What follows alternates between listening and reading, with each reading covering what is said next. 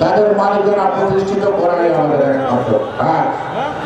সেই কারণে যে নির্বাচনে যাবে না তার আগে হিসাব করবেন, বুঝতে পারছেন বিএনপি ক্ষমতায় গেলে বিএনপির ক্ষমতায় যেতে দিবেন না।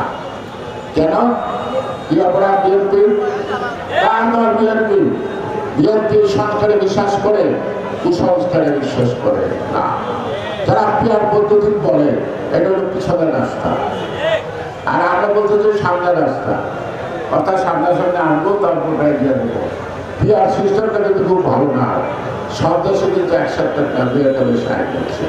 সুতরাং তারা পিছনের রাস্তা পছন্দ করে, সামনের রাস্তা পছন্দ করে না। পিয়ার সিস্টেম আপনি কারে করতে চান আপনি জানতে পারবেন না, এটা কোনো সিস্টেম না। আমাদের দেশে যে সংস্কৃতি, রাজনীতিতে, নির্বাচনে সবকিছু মিলা, সেই কারণে আমার দেশের মানুষ যাহা বুঝতে অক্ষম আপনাদের মতো পণ্ডিতরা তার বিলানোর চেষ্টা করবেন না। আমার দেশের মানুষ যদি মনে করবে আজকে আপনি কথা ভালো, 5 বছর পরে যদি বুঝে 5 বছর পরে এই সংস্কার আরম্ভ হতে পারে। সংস্কার চলমান প্রক্রিয়া, সংস্কার এক জায়গায় থেমে থাকে না। এই জিনিসটা বুঝতে হবে যে বিএনপি সংস্কারে বিশ্বাসী, কুসংস্কারে বিশ্বাসী না। বিএনপি জনগণের অধিকারে বিশ্বাসী, জনগণের প্রত্যক্ষ ভোটে বিশ্বাসী। জনগণ তার প্রত্যক্ষ ভোট দিয়ে গাড়ি খুশি সরকার বানায়, আমাদের কোনো আপত্তি নাই। আর আমি মাননীয় প্রধান উপদেষ্টা ডক্টর মোহাম্মদ ইউনূস সাহেবকে চাপ দেব না।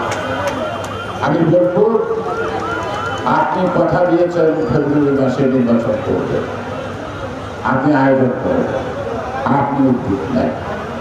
কেউ যদি আপনাকে চাপ দেয়, বাধা দেয়, বিএনপি আপনার পাশে থাকবো, আপনার অধিকার আপনি প্রতিষ্ঠিত দিবেন, থাকবে বিএনপি আপনার পাশে। যারা ধমক দেয় তাদের কতটুকু সামর্থ্য আছে, কতটুকু শক্তি আছে আমাদের জানা আছে, আমাদের জানা আছে। আজকে তো সারা বাংলাদেশ থেকে লোক আসছে, তাইছে না? চলতেছে। এখন বলেন,